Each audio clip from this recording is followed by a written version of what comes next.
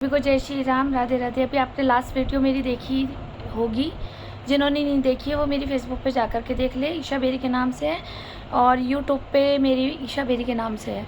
मैंने सारी वीडियोस उसमें डाली है क्योंकि मेरे साथ जो जो हो रहा है मैं वो सच डाल रही हूँ, क्योंकि सब ने मेरे पे झूठे एलिगेशन लगाए हुए हैं कि मैं ख़राब हूँ। क्यों, क्या दिक्कत है इन लोगों को मुझसे? जब इन लोग भूमाफियों ने मुझे पूरी ज़िंदगी 10 साल से इतना परेशान किया तो आखिर मुझे जाना पड़ा कोर्ट। और मैंने कोर्ट गई तो मैंने अपना पुराना वकील नहीं करा जो मेरा फैमिली वकील था, मैंने किसी के कहने पर नया वकील कर लिया। मुझे नहीं पता था कि वहाँ रोशनाबाद हो या रोशनाबाद पे क्या होता है ये सब। मैंने नया वकील करा, एक विश्वास पे किया कि मुझे न्याय मिलेगा।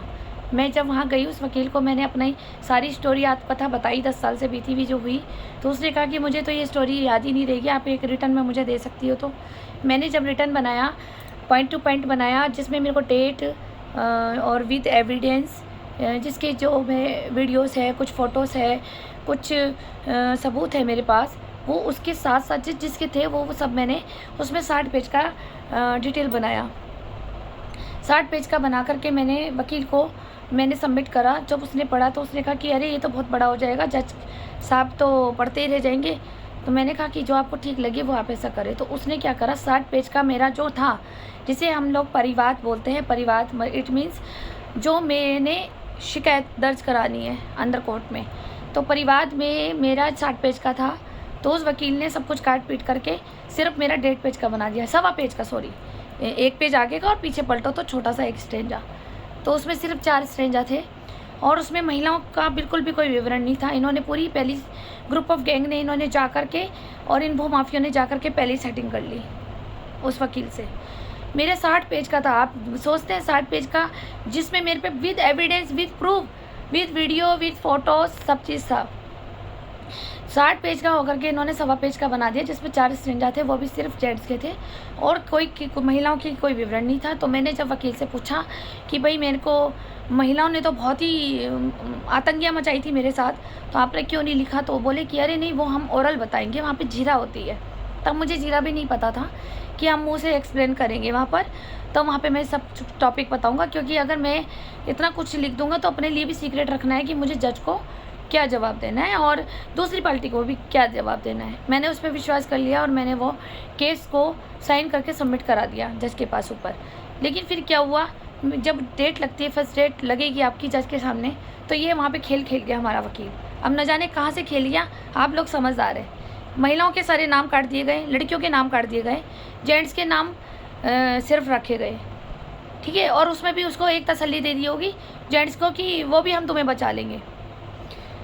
इन्होंने देखा कि महिलाओं की सारे एविडेंस ईशा के पास है, सब वीडियोस है, सब प्रूफ है, सब इसकी डेट्स, जो टाइम टू टाइम क्या क्या है, किस डेट पे इन्होंने मुझे मारा, किस डेट पे इन्होंने मुझे गालियाँ दी, किस डेट पे क्या किया, किस डेट पे इन्होंने क्या कपड़े पहने थे, मैंने सब वीडियोस बना रखी थी इनकी, सब फोटोग्राफ थी, टोटल मेरे पे एविडेंस थे, मेरे पे किराएदार अपने गवाह थे, सब मैंने उसको, ये सबसे बड़ी गलती कर दी, ये आप लोग ना कीजिएगा, ठीक है।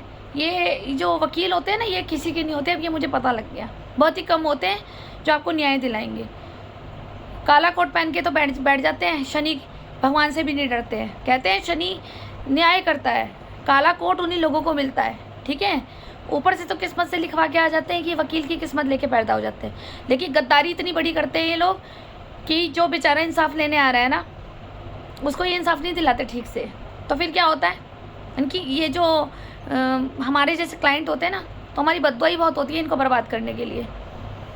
जब मैं इन्होंने ये क्या खेल खेला, आप भी सावधान हो जाइए, मैं आपको भी जागरूक करूँगी, आपके लिए भी, आम जनता के लिए भी ये फ़ायदे की बात होगी। जब पहली डेट, जब केस सबमिट कराया तो पहली डेट तो लगेगी जज के सामने, तो इसने कंफ्यूज कर दिया। मेरी फर्स्ट डेट जब लगी थी 2021 में, 18 नवंबर और 28 नवंबर, इसने तो उसमें मेरे को कंफ्यूज कर दिया था। तो इनने यूँ बोला कि आपकी डेट 18 नवंबर लगी है।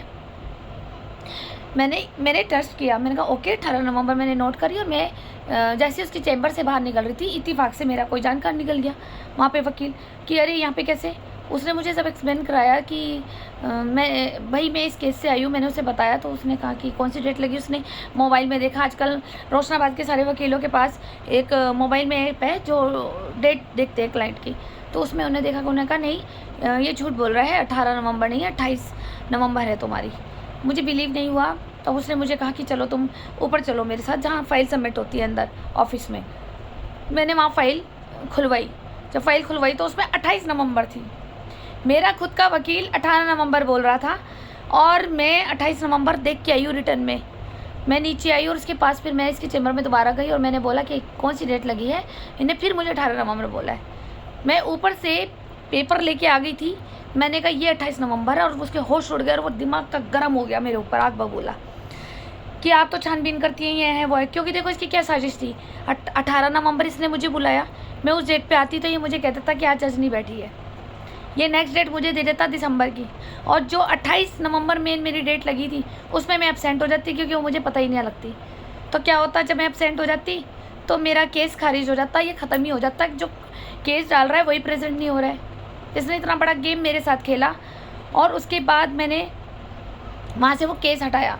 फिर मैंने अपना ही पुराना वकील किया, जो मेरा फैमिली वकील है, उनसे मैंने सारा वकील करवाया। और इससे पहले हाँ मैं बताती हूँ, जो ये मेरा पहले वाला वकील था जिसने मेरे से डेट झूठी करवाई, दोनों डेट पे कंफ्यूजन किया। तो क्या होता है कि थोड़ी सी इंक्वायरी के लिए एक चौकी में फ़ाइल आती है, तो वो कोर्ट से एक सप्तऋषि चौकी फ़ाइल आई कि इसकी जो ये शिकायत ईशा बेरी ने करी है तो इसकी सूचना और जांच करी जाए। तो क्या करा कि जब फाइल आई तो मेरे को पुलिस वालों ने नहीं बुलाया। मैं खुला बोल रही हूँ। उस वक्त पुलिस थाना इंचार्ज ने, उसका नाम भी मेरे पास है, उसकी रिकॉर्डिंग भी फ़ोन में मेरे पास है, मेरे को बुलाया नहीं गया। और ये लोग जो ये भूमाफिया टाइप के लोग हैं, इन्होंने चौकी में भीड़ इकट्ठी करी। खड़खड़ी के कुछ लोग थे, कुछ गंगा बिहार के लोग थे, सबको इकट्ठा कर दिया और मेरे लिए चरित्र के लिए गलत लिखवा दिया और मेरी बहन के लिए गलत लिखवा दिया, जिसमें मेरी सास भी शामिल है और मेरे बड़े जेठ भी शामिल है। मैं आपको खुला बता रही हूँ क्योंकि मुझे पता लग गया था चौकी से। अगर 10 मुखबर इनके थे तो उसमें एक मुखबर मेरा भी था, जिसने मुझे बाद में बताया 5 दिन बाद कि तेरे लिए इन लोगों ने लिखवाया है। और मेरी सबसे बड़े जेठ भी शामिल है इसमें, राहुल बेरी जी, और मेरी सास रूमा बेरी भी है। इन दोनों ने ही मिल करके भूमाफियों के साथ मेरे लिए चरित्र के लिए गलत लिखवा दिया। क्योंकि मेरी सास तो वही होगी ना, सड़क फिल्म की महारानी, जो काम बहू से नहीं करा पाई वो बहू की बहन से करा पाई बदला लेने के लिए। तो ये सारी साजिश इसने मार रची और मेरे चरित्र के लिए मेरी सास ने गलत बोल दिया। वाह, आप लोग ये कहते हो ना कि बहुएं खराब आती है, तो ऐसी सास के साथ क्या करना चाहिए आप लोग बताएं।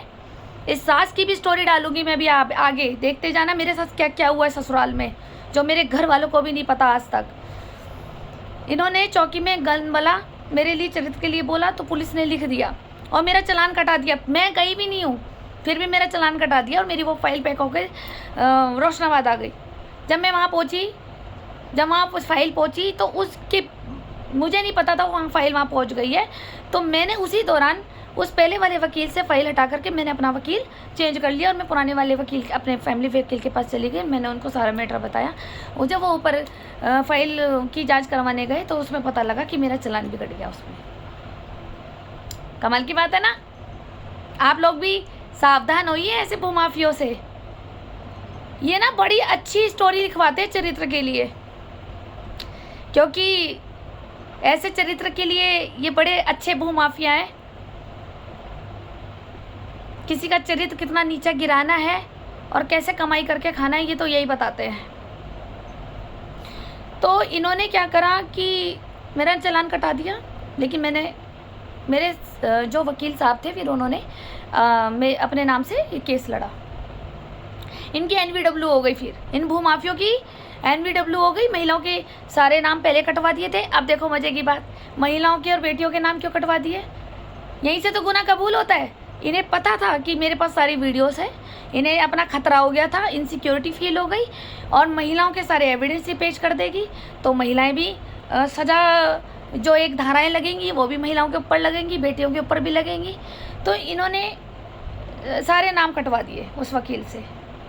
अब मैं ये कहना चाहूँगी अपने भूमाफिया साहब लोगों से कि आपने यहाँ तो नाम कटाया, बहुत अच्छा किया। पता क्या फ़ायदा होता है, अगर आप नाम नहीं कटाते तो सच्चाई दोनों महिलाओं के सामने आती। और उस वक्त मैं आपकी महिलाओं को और बेटियों को माफ़ कर देती मैं कि चलो कोई बात नहीं, छोटी बच्चियां हैं, उनकी गलतियां नहीं है। क्योंकि जब जिसका बाप सिखाता हो ना बच्चों को जवान चलाना, तो बाप की गलती होती, बच्चों की नहीं होती, मैं माफ़ कर देती। लेकिन आप लोगों ने खुद ही स्वयं नाम कटवा दिए अपनी महिलाओं के अपने घर में। तो हुआ क्या, इससे ये साबित हो गया है कि आप मानते हैं ना कि आपके घर वाली महिलाओं ने मुझ पे बहुत टॉर्चर किया है, तभी तो कटाया है नाम। वरना सही आदमी जाके तो कभी नाम ही नहीं कटाता, वो कहता देखा जाएगा। अगर ये सामने वाली ने हमारी महिलाओं पे नाम डाले तो हम भी निपट लेंगे, कोई दिक्कत नहीं है, कोई प्रूफ लाएगी तभी तो। लेकिन आपने पहले ही नाम कटा दिए, बहुत अच्छा फ़ायदा हुआ। क्योंकि वहाँ पे क्या होता है ना, एक तो सच्चाई भी सामने आती दोनों महिलाओं की, और दूसरा क्या होता, वहाँ छोटा सा दंड मिलता, 500 रुपये का या 1000 रुपये का एक धारा लगती, वो चालान कटता, ख़त्म हो जाता कि महिलाएं आपके घर में हो जाती, बस यही तो होता। लेकिन पता है क्या मेरे लिए क्या बड़ा फ़ायदा हुआ, तुम्हारी एक एक हरकत ना मेरे यहाँ लगी हुई और यहाँ, अब जिसके यहाँ और यहाँ लग जाए ना, और जिसने हमेशा अपने आंसू परमात्मा के आगे गिराए हो, तो सोचो उससे कितना बड़ा दंड तुम्हें मिलेगा। आपने एक बेटी को तंग किया है ना, एक किसी की बीवी को तंग किया है, एक किसी की बेटी को तंग किया है जिसका पिता दुनिया में नहीं है, उसकी बेटी को तुमने तंग किया है ना, तो हमारी बेटी कभी सुखी नहीं रहेगी, हमेशा ध्यान रखना। तुम्हारे घर में अगर खुशियाँ आ जाए ना, तो याद रखना आप, क्योंकि वो सबसे बड़ा न्याय करेगा जो ऊपर से देख रहा है तुम लोगों को, सबसे बड़ा।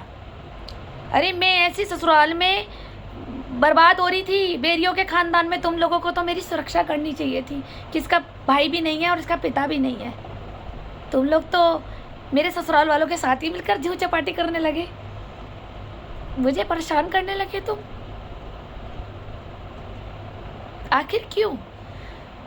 मैं आज भी तुम लोगों से पूछूंगी, क्यों? मैंने तुम्हारा क्या बिगाड़ा था भाई? क्या किया था? कभी मैंने तुम्हें गाली दी हो, अपमान किया हो? तुमने मुझे इतना जलील किया और मैं चुपचाप सुनती रही, मैं इतना सुनती रही कि मेरा दर्द आज भी ना,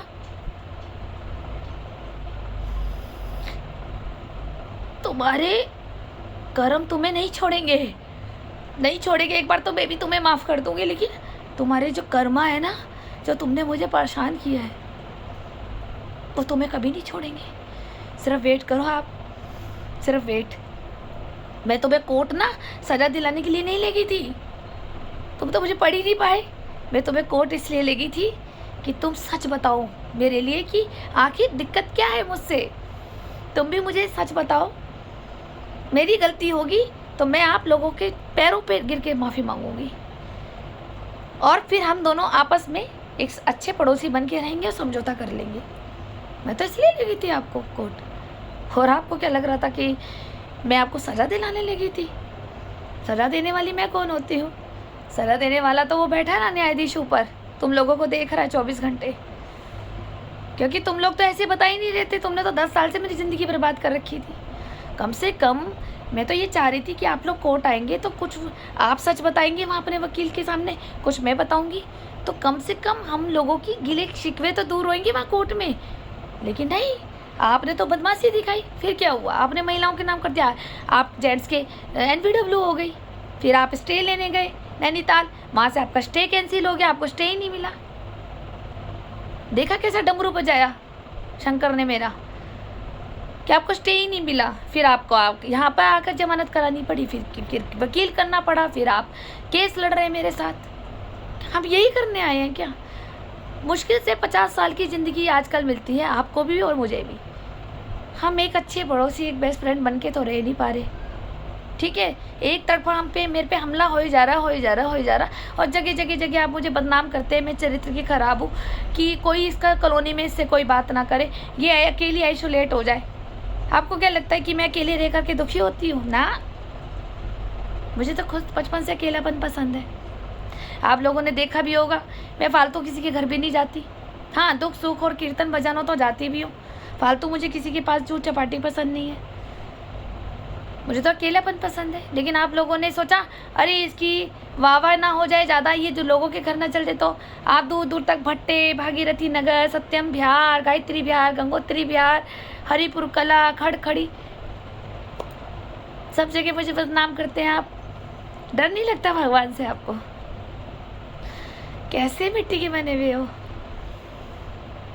अरे मेरा तो मन ही नहीं था आपको मैं कोर्ट ले जाऊं। इतने तभी तो 10 साल बर्दाश्त कर लिए टॉर्चर, लेकिन आपने जब मेरी लाइफ पे आया, मेरे को क्रॉनिक इंसोमिनिया हो गया, आपने डॉग इतने भगवाए, मैं बीमार हो गई, मेरी किडनी में प्रॉब्लम, मेरे लीवर में प्रॉब्लम, मेरे हार्ट में प्रॉब्लम, मुझे ऑटोइम्यून डिजीज़ हो गई, तो क्या करती? आप सुन ही नहीं रहे थे। प्यार से बोल रही हूँ हाथ जोड़ के कि आप अपना डॉग अंदर कर लो, आप सुन ही नहीं रहे थे। तभी तो मुझे कोर्ट जाना पड़ा। फिर आप मेरे को कैमरा लगा के पूरी निगरानी करते हैं, मेरे आने जाने की निगरानी करते हैं, मेरी एक्टिविटी मेरी सास को बताते हैं, लोगों को बताते हो। मेरी सास एक एक चीज़ के लिए लड़ती है। आपको पता है मेरी सास मेरे साथ क्या क्या करती थी? आपको वो भी बताऊंगी, आप मेरी नेक्स्ट वीडियो भी देखना। मैं कोई ससुराल में नहीं थी, मैं सड़क फिल्म के महारानी के कोठे में थी, जहाँ से मैं अपनी जान बचा के आई हूँ और अपने पति की जान बचा के आई हूँ। वहाँ से मेरे से बदला लेने के लिए मेरी बहन को तुम लोगों ने मिलकर के साथ में ये काम कर दिया। क्या मैं जानती नहीं हूँ?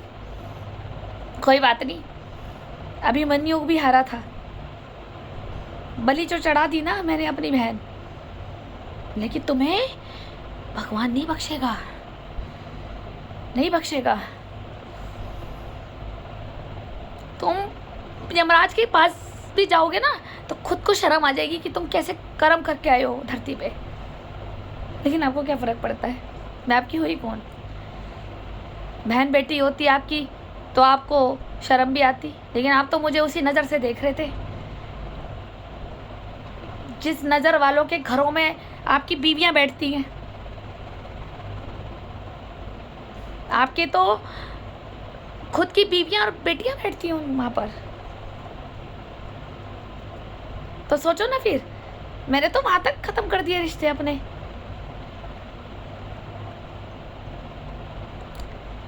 आपने महिलाओं के नाम कटाए, बहुत अच्छा किया। अब आपको दंड मिलेगा भगवान से, बस अपना इंतज़ार करना। अभी भी शर्म है तो सोचना कभी क्या आपने ठीक किया मेरे साथ। बस यही कहना चाहूँगी। बस मुझे एंड में इन भूमाफियों को लेकर के कोर्ट में जाना पड़ा। और हाँ, इन्होंने फिर एक हरकत और कर दी। मैं कोर्ट में गई और मुझे जब इन्होंने चौकी में लिखवा दिया था, तो फिर उस चौकी में वो लेटर जब वहाँ पे खुला तो वहाँ पे इन्हीं के वकील ने वही वाला लेटर दे दिया कि मैडम देख लीजिए कि ये किस टाइप की है महिला। तो वहाँ पे पता चला कि इन्होंने मेरे चरित्र के लिए, मेरी बहन के चरित्र के लिए, मेरे परिवार के चरित्र के लिए इन्होंने इतना गंदा लिखवा रखा था। और ये तक लिखवा दिया था कि मैं सेक्स रैकेट का काम करती हूँ, मैं देह व्यापार का काम करती हूँ। ये सब इन्होंने करवा दिया काम, लेकिन वो भी पर्चा कैंसिल हो गया। सच्चाई की जीत होती है, हमेशा ध्यान रखना। और इन्होंने फिर देखा कि अरे ये भी मुद्दा कट गया, तो इन्होंने एक लड़का हायर किया और उसके माध्यम से इन्होंने उस हमारे मकान पे झूठा केस डलवा दिया प्राधिकरण से, पैसे ऐंठने के चक्कर में। और वो नोटिस हमारे पास प्राधिकरण से आ गया कि ये रजिस्ट्री मेरे हस्बैंड के नाम पे थी, तो मेरे नाम पर डाल दिया कि ईशा बेरी घर का निर्माण कर रही है, जिसमें कि मेरा 10 साल पहले ही निर्माण हो चुका था मकान का।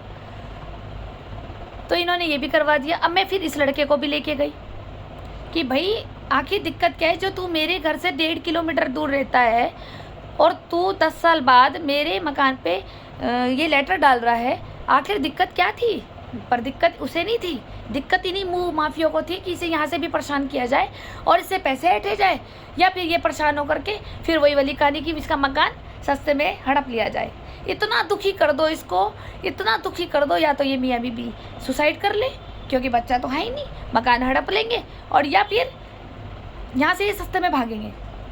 100 रुपये की चीज़ 10 रुपये में टेकेंगे भैया और जाएंगे। तो इन्होंने मेरे साथ ऐसी ऐसी चालें खेली। अब इनके साथ एक चौथा और आ रहा है, वही भूमाफिया। सब ये इस तरह से गंगा बिहार में आए दिन परेशान करते हैं। और इनके जैसे और भी है यहाँ पर, जहाँ जिनके यहाँ पे प्लॉट है और उसके मालिक ही नहीं पता बाहर रहते हैं, तो उस हर एक बंदा उस प्लाट को कब्जाने में लगा रहता है। कोई किसी को टॉर्चर करके ले लेगा, कोई किसी का मालिक नहीं होगा तो अपनी वहाँ पे प्लॉट कब्जा कर लेगा। मतलब यहाँ पे ये चलता है कि कब्जे कर लो। मैंने तो पहली बार देखा है यहाँ पर, मेरे तो मोहल्ले में ऐसा कुछ होता ही नहीं था कि वहाँ पे कोई तंग करते होंगे पहले ऐसे कुछ टाइप के लोग, लेकिन इन्होंने यहाँ पे कब्जेदारी ज़्यादा है गंगा विहार कॉलोनी में। जैसे देखो वो कब्जा ही करने में लगा रहता है, कोई किसी की जगह कब्जा कर लेगा, कोई किसी की प्लॉट से कब्जा कर लेगा। रातों रात यहाँ फ्लैटों के ताले टूट जाते हैं। ये सब भूमाफिया इकट्ठे हो रखे हैं, ताले तोड़ दो और बसेरा कर लो, और मालिक रह रहा कहीं बाहर, पता नहीं जिंदा है या नहीं है उसे। तो यहाँ पे ये सब चीज़ होती है।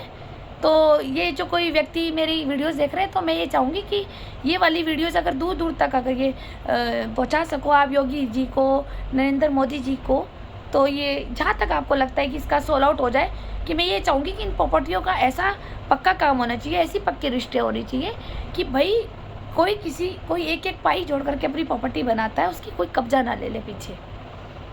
ठीक है, तो ऐसा कोई समाधान निकले, मैं गवर्नमेंट से भी ये कहूँगी। और अगर जिनका कोई आगे पीछे 5 पीढ़ियों तक कोई नहीं है, उस प्रॉपर्टी का मालिक नहीं है, तो वो उस प्रॉपर्टी के हकदार खुद एक सरकार हो जाए, क्योंकि सरकार के द्वारा ही ये यहाँ पे ज़मीन मिली है हमें। क्यों इन भूमाफियों को खाने देते हो आप लोग? बेचारे कोई आदमी पाई खून पसीने की जोड़ करके अपनी भूमि और ज़मीन बनाता है, घर बनाता है अपने बीवी बच्चों के लिए, और अचानक से उनकी मृत्यु हो जाती है। तो कई बार पता भी नहीं होता घर वालों को कि हमारे पिताजी ने कहाँ क्या ले रखा है, लेकिन उसके हड़प लेते हैं लोग, बेशरम लोग।